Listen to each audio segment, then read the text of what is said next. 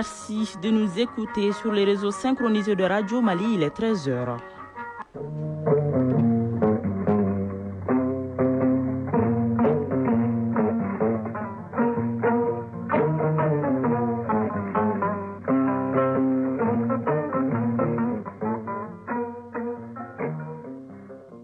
Le journal Barakissa Ouattara.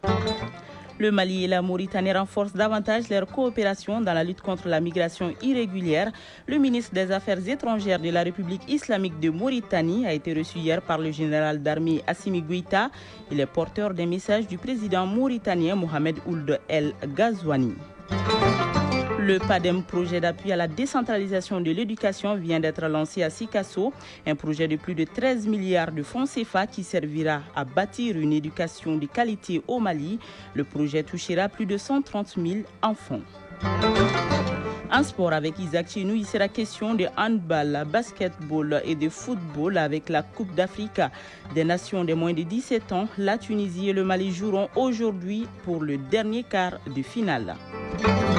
Les recettes d'exportation du Mali vers les États-Unis d'Amérique sont désormais estimées à près de 100 milliards de francs CFA, conséquence des nouveaux tarifs douaniers imposés par le président américain Donald Trump. Soumaïla Berté nous en dira plus dans la chronique du développement en fin d'édition. Voilà pour le sommaire. Mesdames et messieurs, bonjour et bienvenue.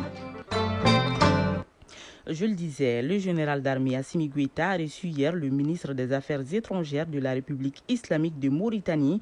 Mohamed Salam Oumer Zou est porteur des messages du président mauritanien Mohamed Ould El Ghazouani au général d'armée Assimi Goïta, un message d'amitié et de raffermissement des liens de coopération entre les deux pays. Au centre des échanges, la question de la migration, ces phénomènes qui connaissent une recrudescence ces derniers temps, faisant des milliers de victimes sur les côtes en Mauritanie et dans bien d'autres pays. Selon le ministre mauritanien des Affaires étrangères, les deux chefs d'État ont une convergence de vues sur la gestion de la migration qui passe par la coordination et l'anticipation des actions. Selon lui, la lutte est menée contre la migration irrégulière. Mohamed Salam Oumerzou, ministre mauritanien des Affaires étrangères, à sa sortie d'audience, est au micro de Sira Bachili. J'ai transmis un message de son frère et ami, son Excellence Mohamed El Ghazouani. Ce message cadre des concertations régulières entre les deux pays. Les deux chefs d'État ont cette volonté commune de consolider, de diversifier, de renforcer cette relation dans l'intérêt bien compris malien et mauritanien, au bénéfice aussi de toute la sous-région.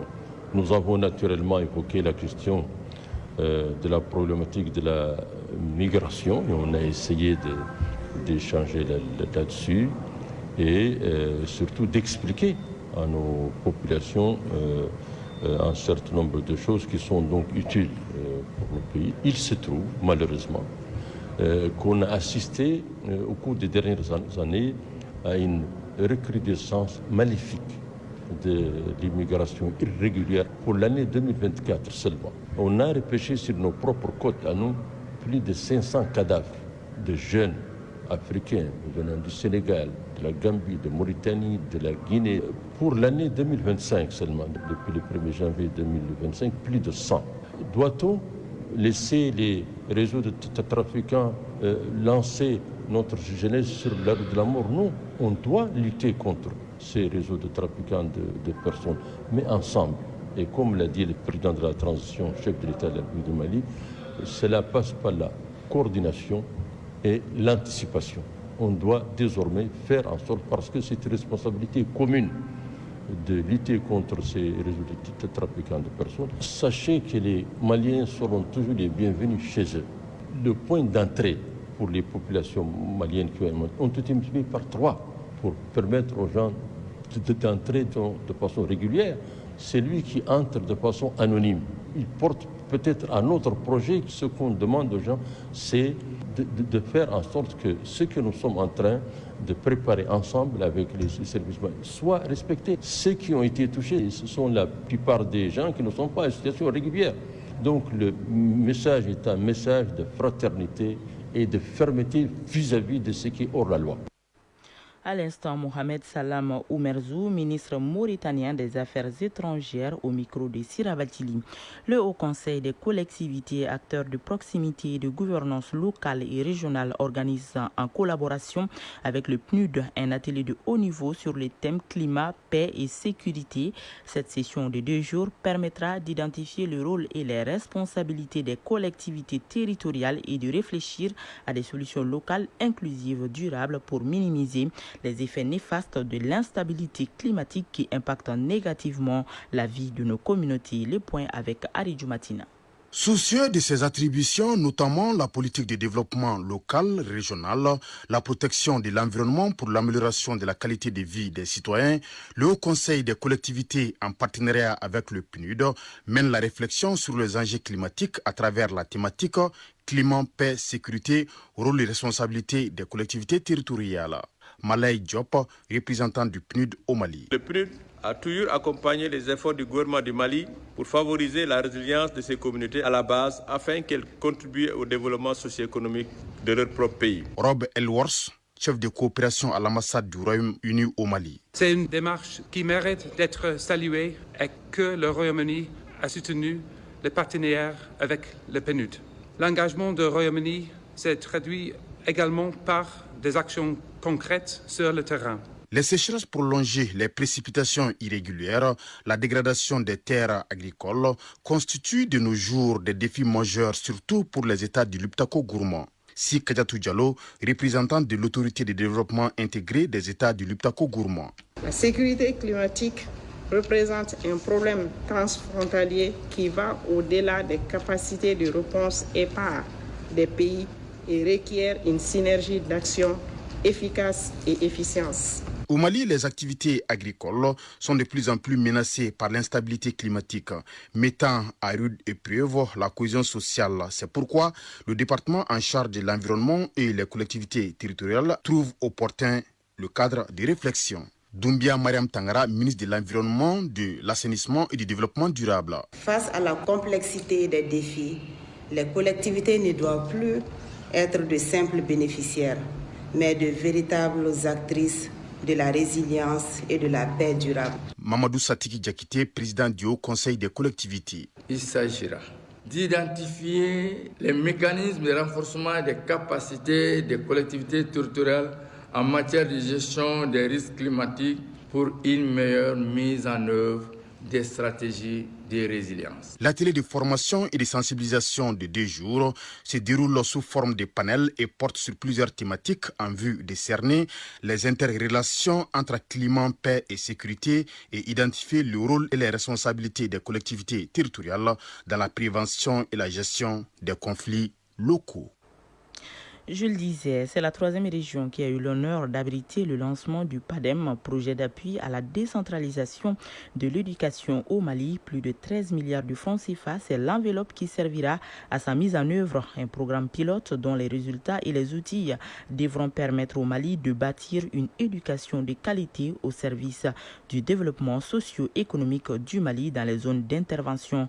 Moussokoro Sérémé et Taïrou Konaté pour le compte-rendu. Permettre aux filles et aux garçons de jouir pleinement de leurs droits à une éducation fondamentale de qualité, sûre, inclusive et respectueuse de leur environnement. C'est le principal défi que comptent relever les initiateurs du PADEM, projet d'appui à la décentralisation de l'éducation au Mali. Le projet, ainsi lancé pour une durée de 4 ans, s'inscrit dans une dynamique de transformation positive et durable du système éducatif par la responsabilisation des acteurs locaux et le rapprochement de l'école des communautés. Il est mis en œuvre par un consortium de 4 ONG. El Medi Agouakina, représentant du consortium. Le PADEM s'inscrit parfaitement dans les priorités nationales en contribuant à l'amélioration des conditions de vie des populations les plus vulnérables et à la promotion de l'éducation de manière générale, tout en proposant une approche innovante et adaptée au contexte local dans 5 communes de la région de Sikasso, à savoir Fama, Kinyan, Lobougoula, Missiré-Koro et Tchenkadi. Le PADEM devra donc toucher le temps de son exécution 131 700 enfants de 3 à 15 ans dans 23 communes des régions de Kaï, Koulikoro, Sikasso et les districts de Bamako. Et quand l'éducation devient une priorité, les autorités régionales répondent présentes et s'engagent à s'approprier le projet afin de garantir son succès. Kanté Marie-Claude Dambélé, gouverneur de la région de Sikasso. À travers ces axes d'intervention, contribuera à renforcer les capacités des collectivités dans la gestion de l'éducation, à améliorer l'environnement scolaire et à favoriser une meilleure synergie entre les services déconcentrés de l'État, les collectivités et les communautés. Ensemble, faisons de l'école un véritable levier de développement local, un espace d'inclusion, d'égalité des chances et d'épanouissement pour nos enfants. Le PADEM est un financement de l'Union européenne à hauteur de 13 milliards 119 millions de francs CFA. Le consortium chargé de sa mise en œuvre est composé de Save the Children, CAEB, Corded et Association malienne pour la survie au Sahel. Sikasso, Moussokora Sereme et Taïro Konate pour l'ORTM. Retour à Bamako, l'ambassade d'Afrique du Sud au Mali a créé un groupe dénommé Cercle des Amis de l'ambassade de l'Afrique du Sud au Mali, une plateforme basée sur la diplomatie ou les relations interpersonnelles. En clair, c'est une sorte de groupe au sein duquel se retrouvent les hommes des médias, le corps enseignant, militaire ainsi que d'autres couches de la société. Ce groupe se veut un moyen de renforcement de l'humanisme, de la sociabilité et l'entraide. Une première rencontre avec les membres de ce groupe a eu lieu hier et notre reporter Bokari Koulibaly y a pris part.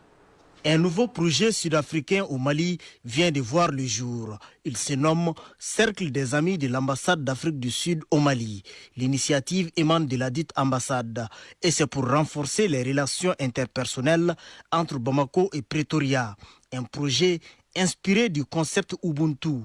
Un concept qui prône l'humanisme, la sociabilité et l'entraide. Patience Loma Massima Massissi, chargée d'affaires à l'ambassade de la République d'Afrique du Sud au Mali. L'objectif, c'est de renforcer la diplomatie interpersonnelle avec les différentes composantes de la société malienne. Comme vous le savez, au sein du groupe, il y a des hommes d'affaires, il y a des miniers, il y a les représentants de la police et il y a aussi les représentants des universités. Cette initiative qui participe du brassage entre Maliens et Sud-Africains est bien accueillie par les membres du groupe. Occasion pour certains d'émettre quelques attentes. Dr Fatoumata Keïta, enseignante-chercheur, membre du Cercle des Amis de l'ambassade d'Afrique du Sud au Mali. Nous avons exprimé un besoin comme quoi nous aimerions avoir plus de partenariats, plus d'échanges académiques avec les universités et les instituts de recherche sud-africaines. Nous voulons avoir aussi plus d'informations et même des facilités à travers l'ambassade pour avoir des bourses de recherche, des bourses de mobilité et pour les étudiants et pour nos collègues. Et l'ambassade d'Afrique du Sud de promettre l'examen de faisabilité de ses attentes. La chargée d'affaires de l'ambassade s'est dit également prête à accueillir toute personne désireuse d'appartenir à cette plateforme. Les nouvelles à l'international au Gabon, dernière ligne droite de la campagne présidentielle. Les 8 candidats en lice mettent le bouchée double pour convaincre jusqu'à la dernière minute. La journée a néanmoins été déclarée fériée par le gouvernement afin de permettre aux électeurs enregistrés en province de faire le déplacement. Le chef de la transition, Brice Clotaire Oligui Nguema, quant à lui, a clôturé hier sa campagne par un double meeting. Le président français Emmanuel Macron a annoncé la possible reconnaissance d'un État palestinien en juin prochain. Cette décision a été saluée par les autorités palestiniennes et désapprouvée par le ministre israélien des Affaires étrangères qui a dénoncé une récompense pour le terrorisme. Un accord bilatéral entre le Panama et les États-Unis vient d'être signé pour permettre le déploiement des soldats américains près du canal. Une importante concession faite à Washington, même si la possibilité de base militaire est exclue par les autorités panamiennes. Rappelons que le Panama entretient des relations difficiles avec les États-Unis après une occupation américaine de la zone du canal pendant plusieurs décennies. Mali Actualité, les 13 heures passées de 13 minutes.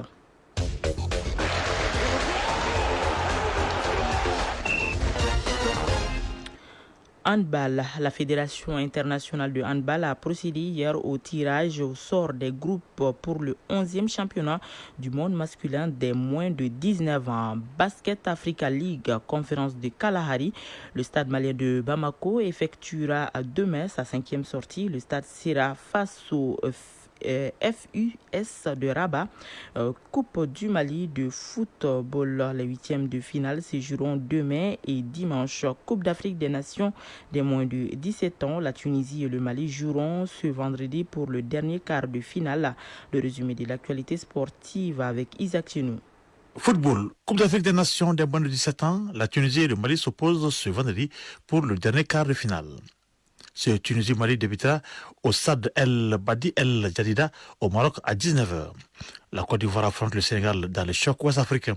Ce match entre la Côte d'Ivoire et le Sénégal aura lieu au stade municipal de Berechid à partir de 16h. Hier déjà, le Burkina Faso a réalisé une démonstration de force en quart de finale en écrasant la Zambie sur le score de 6-1. Dans un match à sens unique, les jeunes talons ont étalé leur talent offensif, validant de manière éclatante leur qualification pour le dernier quart de la compétition. Cette impressionnante victoire propulse le Burkina Faso en demi-finale où ils se présenteront avec le plein de confiance. Le Maroc a battu l'Afrique du Sud par 3-1 et se qualifie pour la demi-finale. Il faudra attendre les autres rencontres de quart de finale pour connaître les affiches des demi-finales. Pour l'instant, le Burkina Faso et le Maroc sont en demi-finale. Coupe du Mali de football. Les 8e de finale de la Coupe du Mali de football commencent demain avec 6 rencontres. Au stade Mouadou Konaté à 16h, le Samuel de Moko, leader du championnat professionnel, recevra CS Diri de Djiré. En deuxième heure, le FC Yara en écoutera avec le FC Gaussou. Au stade Salif Keita de Mango de Kati, Derby Academy affrontera AS Real. Au stade Moussa Diakité Utia de Bougouni, l'US Bougouni accueille Lasco. Au stade Amarindao de Ségou, l'AS Bakaridian Serlotte de l'Isfas. À Mopti, au stade Barima Bokoum, ATS de Koro croisera le fer avec Soni de Gao.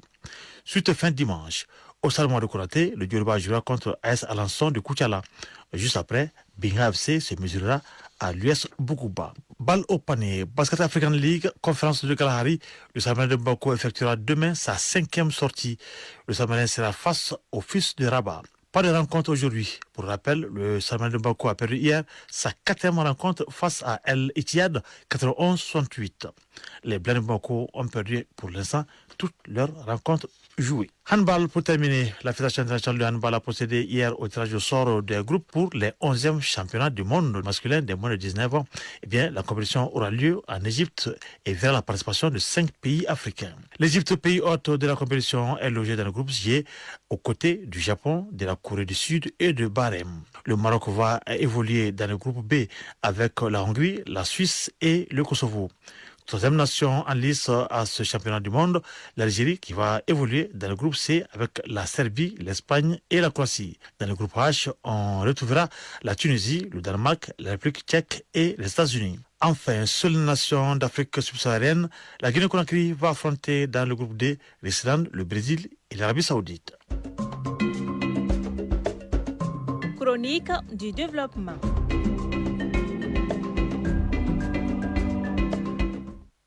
Les nouveaux tarifs douaniers imposés par le président américain Donald Trump au reste du monde sont effectifs depuis le 5 avril dernier. 51 pays africains dont le Mali sont concernés par ces nouvelles mesures. Conséquence, les recettes d'exportation de ces pays vers l'Amérique risquent d'en pâtir. Les recettes d'exportation du Mali vers ce pays sont estimées à près de 100 milliards de francs CFA par an. C'est le sujet de la chronique du développement du jour, une réalisation de Soumaïla Berti et Marc Dambeli.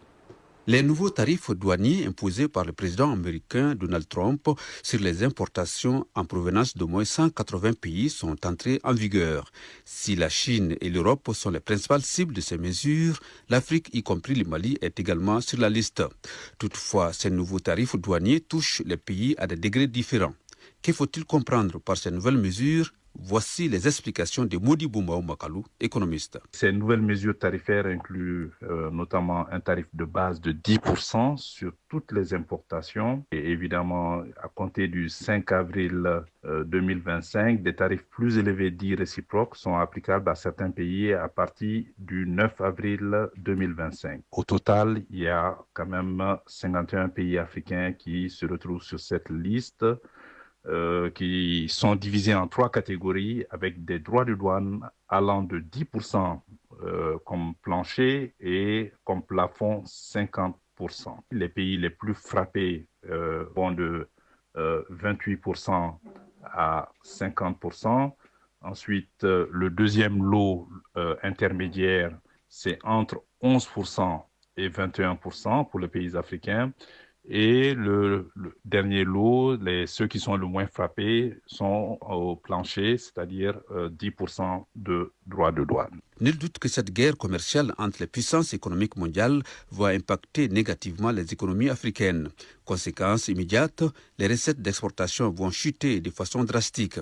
À cela s'ajoute les risques de la suppression de l'AGOA, les facilités des droits de douane accordés à notre continent par les États-Unis. Les recettes d'exportation sont très importantes pour bon nombre de pays africains. Vous avez non seulement le secteur manufacturier africain, ce qui concerne les automobiles et le textile, mais aussi vous avez les métaux précieux et les métaux rares, et aussi le pétrole. Évidemment, cela est très inquiétant pour les pays africains, mais qui doivent se positionner dans une dynamique plus intéressante de changement de vision stratégique, de changement de paradigme, parce qu'en 2023, quand même, les échanges commerciaux entre les États-Unis et l'Afrique se situent autour de 50 milliards de dollars. Et évidemment, le surplus commercial est en faveur de l'Afrique et le président des États-Unis veut réduire ce déficit commercial. Mais aussi, depuis 2000, les États-Unis avaient quand même éliminé les droits de douane pour les exportations des pays africains pour favoriser les échanges commerciaux avec l'Afrique à travers l'AGOA, l'African Growth and Opportunity Act, qui est la loi sur la croissance africaine et les opportunités. Je pense que ce régime AGOA risque d'être compromis, même s'il a atteint quand même des montants assez importants, à hauteur de 8 milliards de dollars en 2024. Face à ces nouveaux défis imposés par ces droits de douane américains dans le domaine du commerce mondial, l'Afrique doit mieux s'organiser. Et déjà, des initiatives existent à l'échelle du continent. Modibo Mao Makalou, économiste. Je pense que le rempart pour les pays africains serait quand même de formaliser davantage et la mise en œuvre de la zone de libre-échange continentale africaine, la SLECAF. Cela représente une opportunité unique et comme vous le savez, déjà le 16e Conseil des ministres du commerce des 48 pays africains vont se réunir le 15 avril 2025 à Kinshasa, en République démocratique du Congo, pour discuter quand même de la mise en œuvre de la zone de libre-échange continentale, mais aussi de comment faire face à ces défis au niveau du commerce mondial imposés par les tarifs douaniers des États-Unis. La zone de libre-échange continentale vise à créer une union douanière dans toute l'Afrique et un marché unique pour 1,5 milliard de consommateurs. Notre pays, le Mali, est concerné par la taxe plancher de 10%. Les échanges commerciaux avec les États-Unis sont timides et portent sur des produits agricoles et artisanaux. Ces exportations génèrent des recettes estimées à moins de 100 milliards de francs CFA par an. Par ailleurs, il faut noter que mercredi dernier, le président américain a annoncé dans la foulée la suspension pour 90 jours des tarifs réciproques au profit d'une centaine de pays, mais la Chine n'est pas concernée, au contraire. Elle voit ses taxes passer de 104% à 125%.